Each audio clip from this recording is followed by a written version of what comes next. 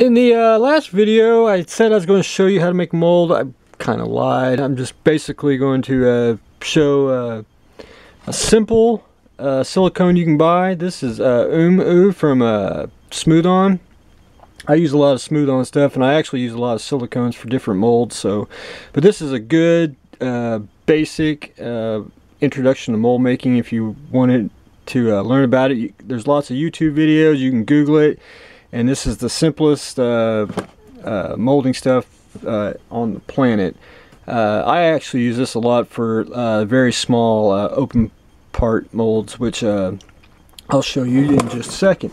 You notice the light from yesterday? I went ahead and actually made a mold of it. I used monster clay, which Smooth On does have this too. As you can see, I just pushed it out, inserted the part that I wanted in, and I made up clay walls, and mixed part A, part B of the silicone, poured it, and you get a mold. It's actually brings out the detail on it and everything. And this is what they're going to look like, Rod. Just solid colors. And I can tint resin, but I'm not the best at it because they're always never the consistent color that you want. This one's almost red, but most of this is basically pink red, if you will. Rod, I'll make some more of these, but you'll probably end up have to paint them red to make them look like the light. But that's how you do it. Easy mold. I mean, why mold making? If you're going to make kits, that's a different subject. But if you make like one part and you need to make 4, all you got to build is 1. You don't have to make 4. You can just make the 1, cast it, and you have 4 pieces. It's just a valuable molding tool, a valuable modeling tool for building models. So that's the quick version. I went to the craft store, and this is from Hobby Lobby, and Michael's had the same thing.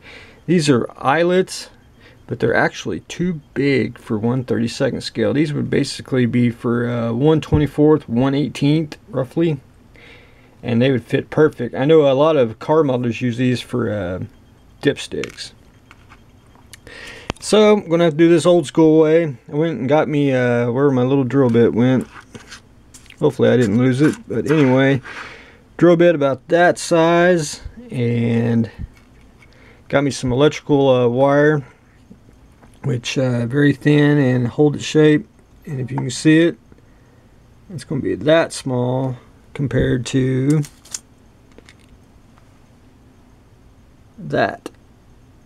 So that's what I'm going to do on the eyelets and then cut the turnbuckles out of brass tubing.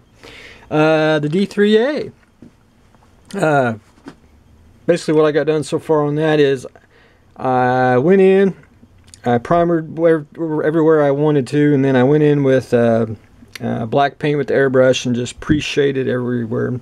And pre-shading, you don't even have to be straight, accurate by no means. It just gives it definition when you start putting on the base color that you want, which I'll be using a light gray color. And what else I did on this was the pipe that goes to the engine. I didn't really hold it in good when I glued on. It kind of backed out, so I took tulip and filled in the gap. And if you can see it right there, I added basically a styrene tube to the pipe that goes in here to add the extra link to it, and bam, there it is. The only thing I got to do next is drill out the exhaust pipe here, and I pre-shaded everywhere. Just kind of went to town on it, and try to go dark and light in some place just to give the airplane definition and everything else. I do not want to build a specific airplane.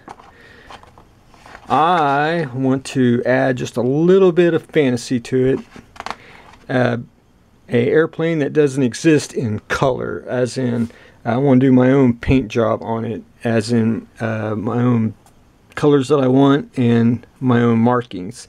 This way the plane is actual real, but the markings are fantasy, and it makes you where you want to, when you look at my models, you're like, does it exist or does it?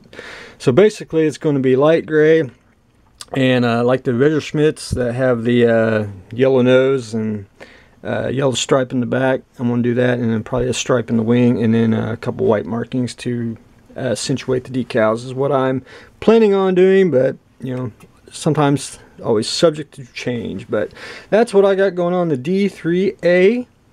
Little molding there.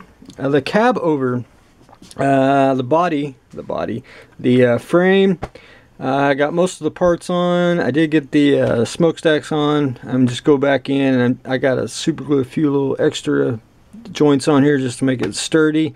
Went ahead and shot some black paint on here just to get it all covered, and then when I add a couple more parts to it, and I'll be done on that, because I got to add the caps to the fuel tanks and a couple other little things. And then I'll go in with a metallic gray with an airbrush, and just basically hit the highlights just to make it a little metallic looking, not flat black, and just give it a little definition on it.